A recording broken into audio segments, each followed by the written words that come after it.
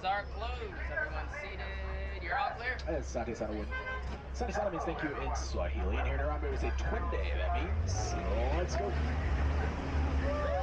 Hello everybody, my name is Carlos, and I'll be your safari guide on our 2-week journey to the Harambe Wildlife Reserve. This ride can get a bit wild and a little bit bumpy at times, so for your safety, please remain fully seated, with all hands, arms, feet, and legs kept inside of the truck throughout the entire journey. Now, should you drop anything outside of the truck while we're in motion, just remain seated, remain calm, Hakuna Matata. If I drop you all off, then notify me or any other safari guide, and we'll be sure to get that item back to you as quickly and safely as possible. But do keep in mind, we're going to be entering these animals' homes as their guests, and we want to be very respectful of that. So, I'll ask you to refrain from throwing anything outside of the truck intentionally, or from making loud noises that might scare or intimidate the animals throughout. Like whistling, kissing us, yelling out towards them, or clapping, as anything like that may accidentally swallow them. Well, with all that said, we'll head straight on in, and our first stop's over in the little Ituri Forest. And there's lots of trees around, and there's lots of foliage as well. That's known to help all of the animals living in this dense part of the forest blend in with their natural surroundings. Now, the very first species that we can find out here is over on our right, midway up that hill, is an okapi. The okapis were first discovered in 1901 in the Democratic Republic of Congo, so fairly recently. Since being discovered, they're primarily found in tropical rainforests throughout Africa.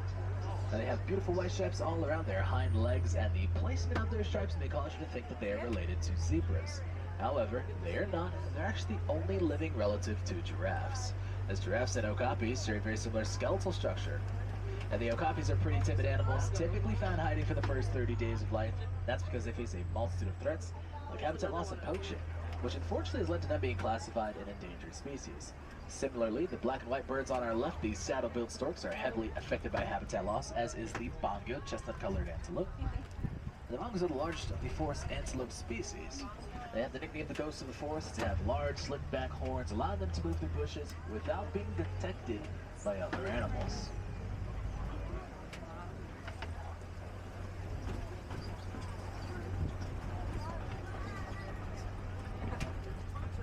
Now on the left here is a black rhino. Very large animals. Black rhinos can go to about 3,000 pounds. As large as the black rhinos are, they are the smallest of the rhino species, and they're also critically endangered, with an estimate of fewer than 5,000 remaining on our planet today. But as a whole, rhinos are heavily poached animals, and that's largely due to their horns. Poachers seem to believe, since their horns can't regenerate themselves, there are medicinal properties inside of them. However, they do not. They're just made of keratin. Now, the final animal's a little further up that hill on the right. It's a greater kudu, lighter brown antelope species, standing at about 5 foot tall to the shoulder. Now, the kudus are browsers. They'll forage the forest looking for fruits, roots, and other types of vegetation. We'll start heading out of the little Ituri Forest, making our way over towards the Savannah. That is a very large area, and it is home to some of Africa's most popular species. There's quite a few animals that we can find out there, but not all of them can make the trek over towards the Savannah River to grab a drink of water. So,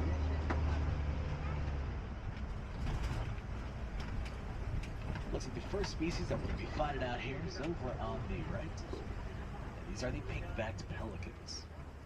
Joining them here, though, if you look to the right of the pelicans, you can find the Nile hippos.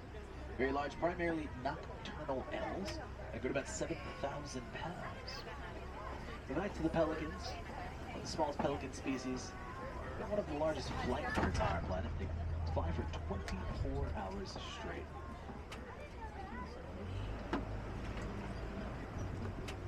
Now, the pelicans are colonial nesters. This means they're typically found nesting in pairs and living amongst some pretty large groups, and they share this in common with just about every single species we can find living in this river.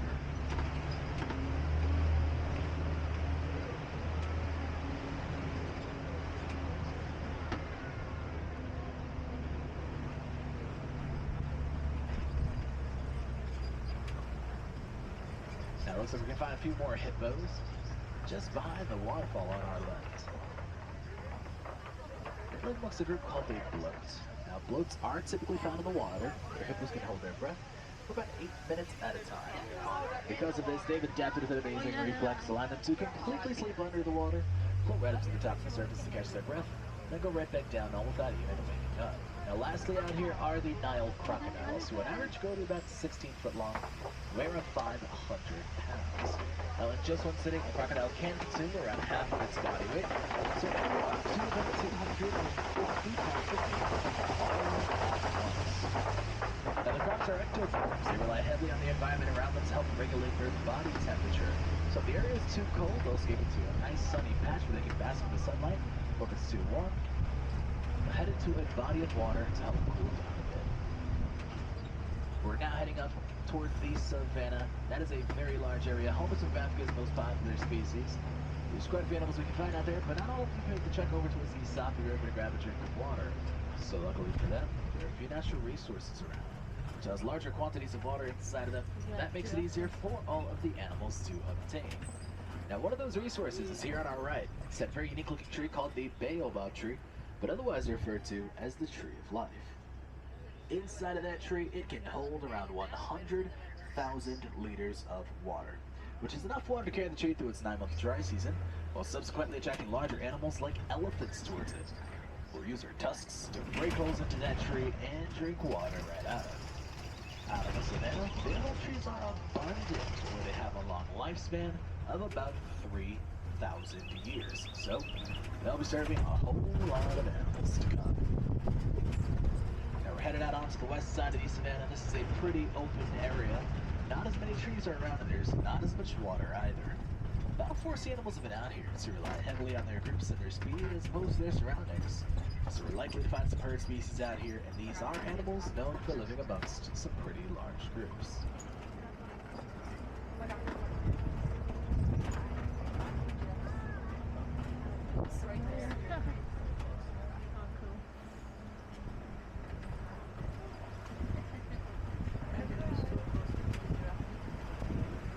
Now looks like the first group we'll find out here is over on our left. Towards the bottom of the rocks are the African painted dogs. And these dogs are one of the more successful hunters of our planet, with a typical success rate of about 80%.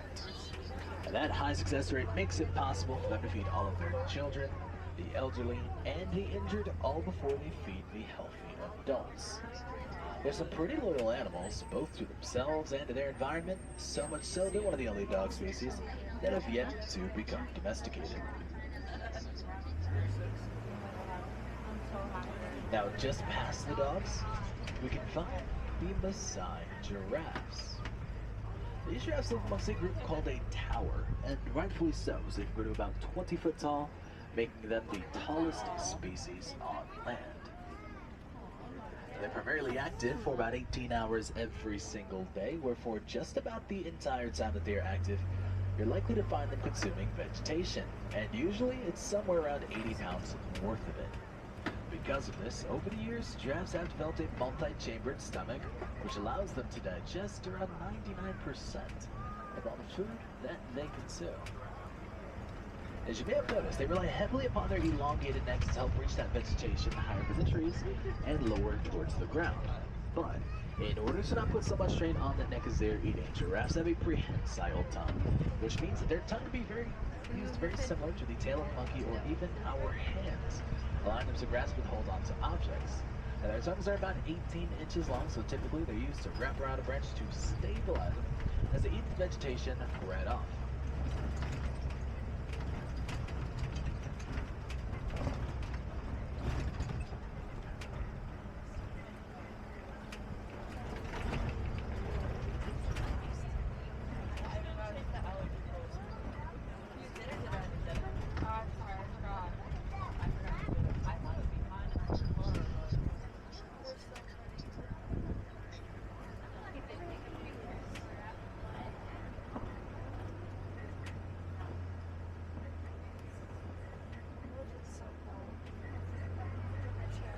There's 2 more species coming up on the right-hand side. Closest to us are the wildebeest.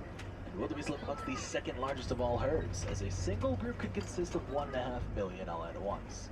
That's commonly seen throughout their Great Migration, where wildebeest travel alongside zebras for around 300 miles.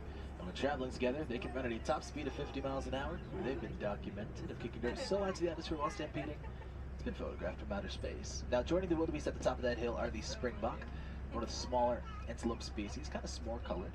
They only grow to about 3 foot tall, but very impressively, springbok can jump about 6 feet high and 13 feet forward at any given time. So if they truly want to, the springbok could jump right through this tree with ease. Now, one of the fastest animals on land, falling not too far behind the cheetahs and being able to run at a top speed of 55 miles an hour. It looks like we're getting a lot closer to a few of them here on the ride.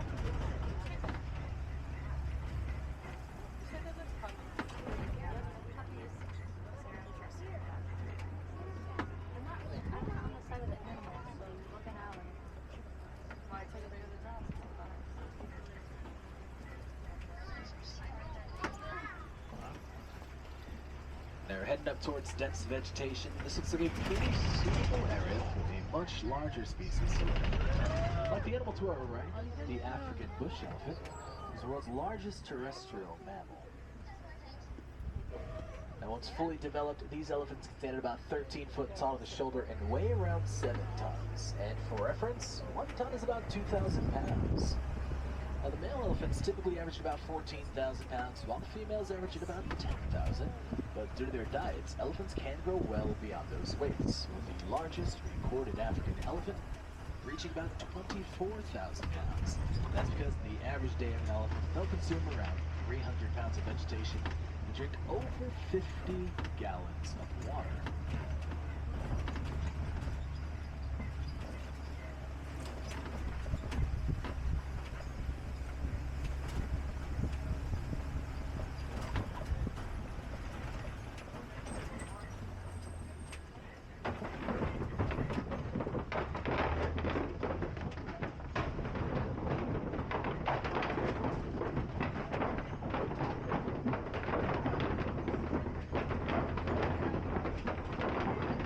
Starting to come across red clay here on the right. This type of clay is known to attract elephants towards it for the minerals and the nutrients inside, which can help them digest their food, maintain overall good health, and also helps keep their skin moisturized.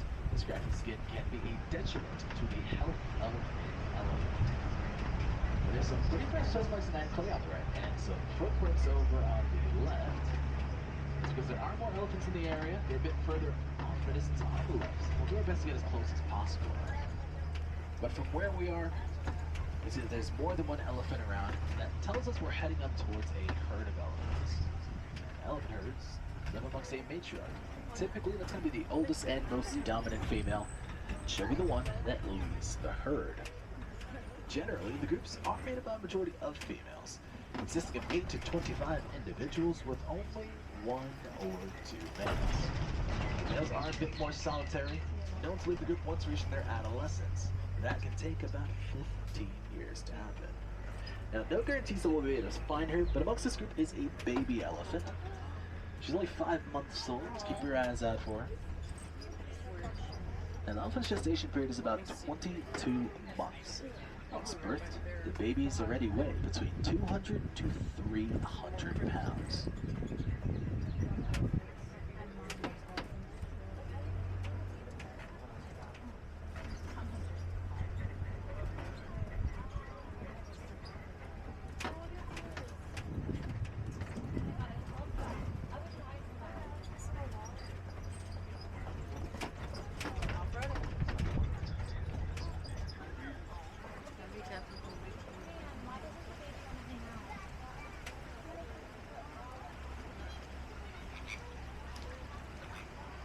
Now, there's just one more group that we can find out here.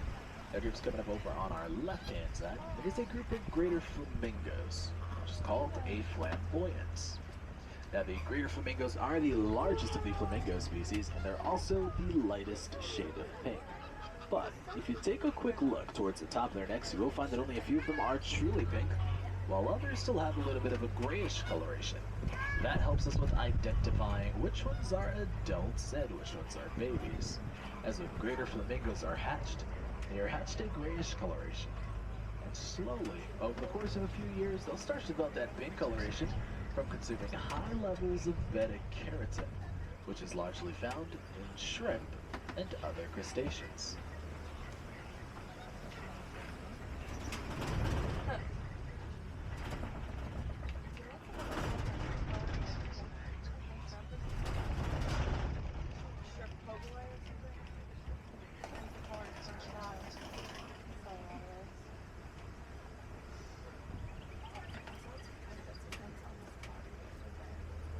I've cut across into the east side of the savannah. Lots more trees are around this area. That means that we may have some luck of spotting some predatory species. But it looks like the first animals we'll actually find out here are the southern white rhinos.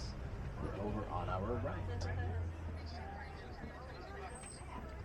Now the white rhinos are the largest of the rhino species, able to grow to about 6,000 pounds. And they're also the most social rhinos with us humans. But unfortunately, we are letting the white rhinos down as their poaching efforts continue to increase, pushing the numbers well below 16,000.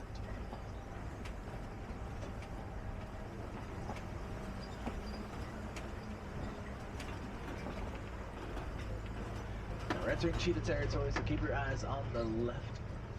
These animals can blend in very well with their surroundings, but they like to hide out towards the very bottom of the trees.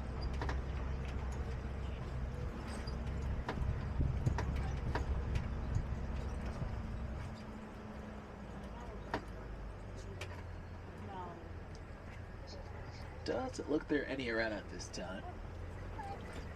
Cheetahs are the fastest animals on land, able to run at a top speed of 70 miles an hour. They can go from 0 to 60, all in the span of just 30 seconds. Now, that's largely due to their body frames. Cheetahs are very slim, very long-bodied, very muscular animals, with long flat tails which help them to stabilize themselves and shift their direction as they run at their top speed. Now, we're coming across a kopie here on the left side. Very unique rock formation. We can typically find some lions around in the area. Keep your eyes up at the top. Lions are nocturnal, so they rest for about 16 to 18 hours every single day, as the one to our left is doing. And they're primarily active for the 6 to 8 hours of night, where you can find a lioness out about doing all of the hunting, while the males stay home in order to protect pride. Now, it's not necessarily uncommon to find the males doing a little bit of hunting themselves, although they'll only really do this in what's known as a bachelor pride, and that is a group of all males that have been kicked out of their previous pride. Twice a day, once at sunup and once at sundown, lions go out and do a very powerful roar. Now that roar can span the radius of about 5 miles, which helps them establish their dominance alongside their territory.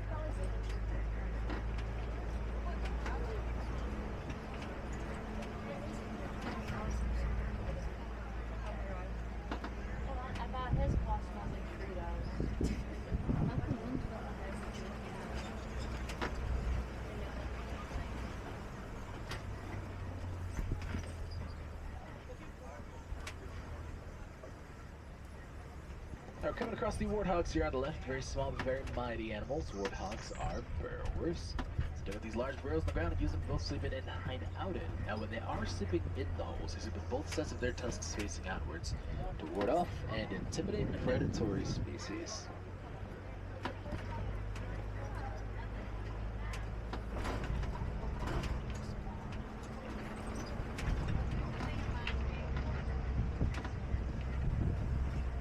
There's just one more thing that we can find out here. Coming up on the right-hand side, down on the ground, is a nest of ostrich eggs. Now these nests are communal, which means that more than one ostrich comes to the area to lay their eggs here, with one appointed male and female pair watching over all of the eggs together. Now, each egg weighs about 3 pounds and will take around 40 days to hatch. Once an egg has hatched, of course, you'll have yourself that ostrich. They can grow about 9 foot tall and exceed 300 pounds in weight. So by the height and weight combination, they are the fastest birds on land, able to run at a top speed of 40 miles an hour. Across the ground, this will be our final stop, and it's home to the warden. Now, our warden's taking part in raising some very social, playful, and adorable animals who are called the Nigerian dwarf goats, and we can find them here on our left. Now, the playful nature of these goats helps them to develop into their adulthood and also with establishing dominance amongst each other. In recent years, they've been domesticated for the rich nutrients found inside of their milk. And because of this, they're also now known as a sign of wealth. Here in Harambe, you can get up close and personal with these goats, where you can pet them and interact with them in a whole bunch of amazing ways over at Rafiki's Planet Watch, which is completely free to all of our guests. So, I highly recommend that you take some time to check it out. But throughout our journey, everyone, you've been able to see some of the amazing animals that call the Harambe Wildlife Reserve their home. However, a lot of these species are either endangered or they are critically endangered, and a lot of our guests like to know, well, what can I do to help? Very simply, that will start at home. Now, if you were able to see your favorite animal here on the reserve, or even if you weren't, there's no need to worry. When you get home, go ahead and research that animal. See what, if any, conservations we can done to help repopulate them and provide them with a safe home to live. Also at home, again, these smartphones or electronic devices you no longer intend on using, I highly recommend that you recycle them. That's because inside of these devices is a mineral known as coltan, which is what powers them on. Now, there's lots of mining efforts currently being done where miners are trying to find this coltan just to make a profit off of it.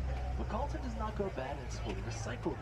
So instead, if we all choose to recycle these devices, we can recycle a whole bunch of coltan, decreasing its demand, which can lead to less mining, less habitat destruction, more of a happy, healthy, and safe place where all of these animals can safely live. We're starting to make our way up towards the unloading dock, so I'd like to take this time to say Asante Sana, everybody. Thank you all for choosing to join me here at the Kilimanjaro Safari.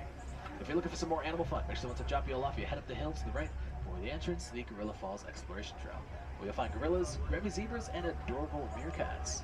But the warden's giving us that final all clear to approach. That means it's time for us to say our goodbyes. And here in Harambe, we don't like to say goodbyes. It's far too sad and far too final. So instead of goodbye, I'll leave you all here with a Kwaharini. That translates to go well, and I hope to see you all back here very soon. So Kwaharini, everyone, go well, go wild. Most importantly, go out and have a nice animal.